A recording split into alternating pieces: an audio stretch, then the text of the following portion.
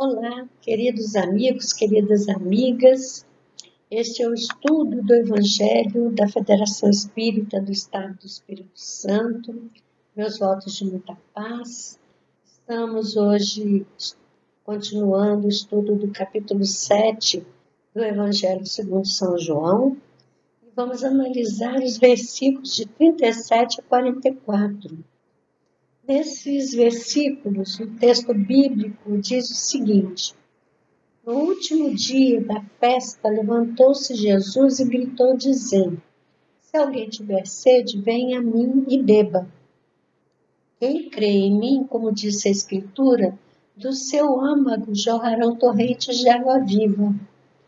Disse isso a respeito do Espírito, do qual estavam para receber os que nele criam, pois não havia ainda Espírito, porque Jesus ainda não fora transubstanciado.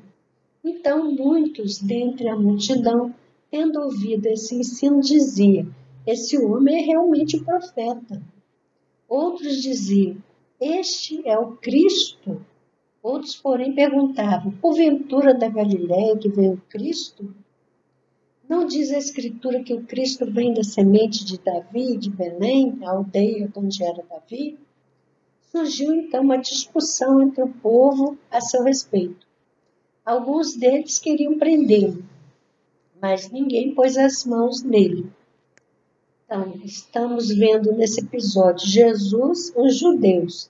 Entre os judeus, tinham aqueles que eram daquele ambiente, Jerusalém, tinham os que vieram para a festa, que eram de outras localidades, tinham as autoridades do templo também, e havia essa movimentação, porque era uma festa muito importante, a festa de tabernáculos.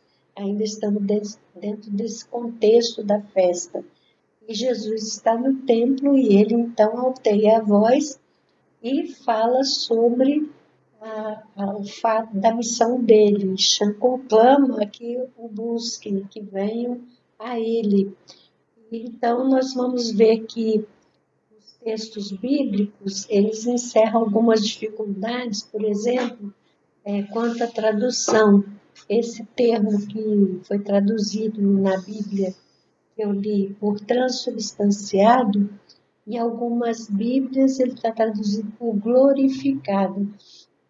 E se percebe o seguinte, que quando Jesus diz: quem vier a mim, quem tiver sede, venha a mim, quem crê em mim, vai ter uma fonte de água viva.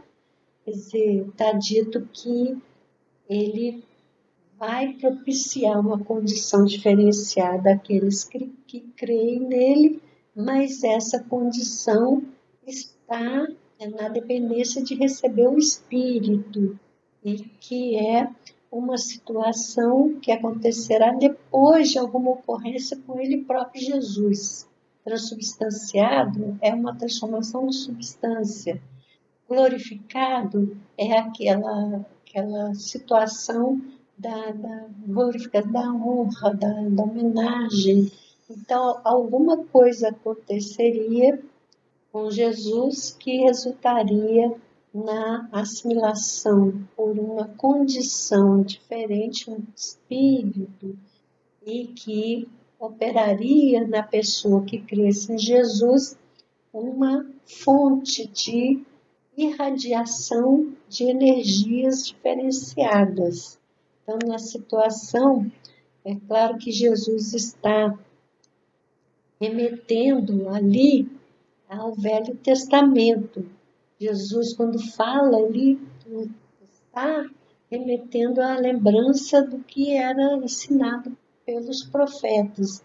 E Isaías, por exemplo, ensina: não tem sede os que foram levados ao deserto, para eles corre a água das rochas.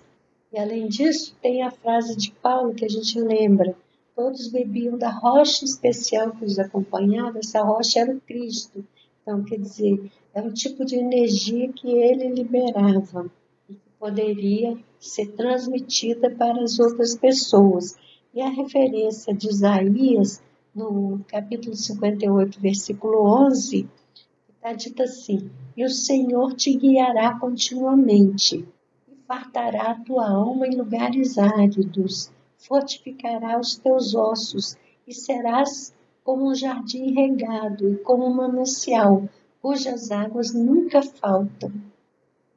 E Zacarias, no capítulo 14, versículo 8, ele ensina o seguinte: naquele dia também acontecerá que sairão de Jerusalém águas vivas, metade delas para o mar oriental, metade delas para o mar ocidental. No verão e no inverno sucederá isso.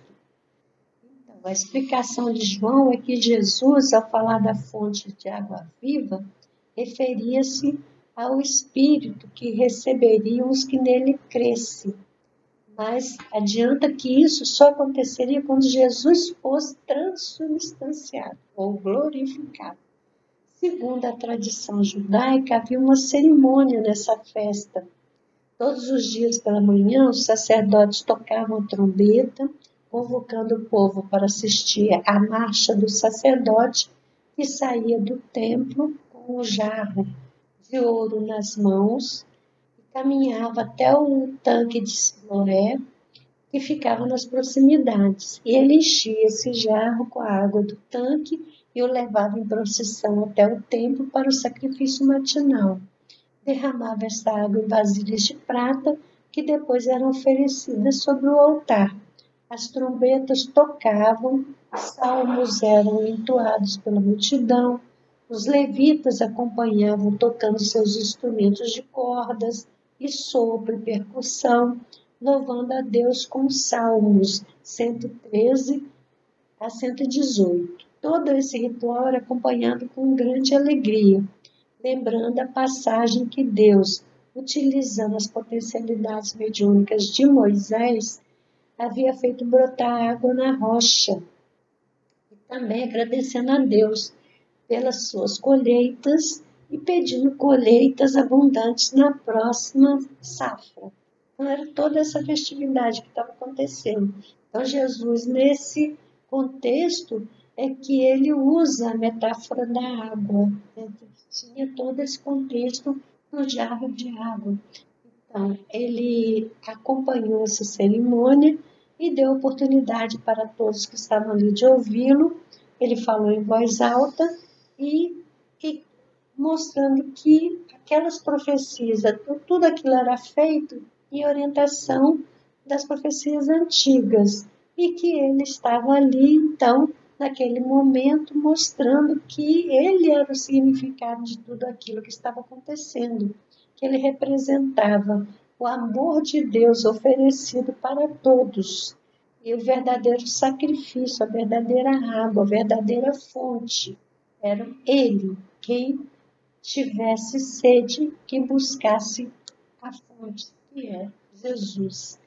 Esta verdade é de todos os tempos para nós também, quando estivermos vivendo as nossas dificuldades, as nossas tristezas e ansiedades, nós podemos ir a Jesus. Ele é essa fonte de água viva. Se acreditamos que Ele é o governador do planeta Terra, aquele que foi designado por Deus para supervisionar os destinos da humanidade terrena, se nós cremos nisso, nós criamos a condição para receber essa energia diferenciada com que ele envolve todos os seus discípulos, incentivando-nos a todos a buscar sempre a manifestação do Espírito, superando os atrativos da matéria.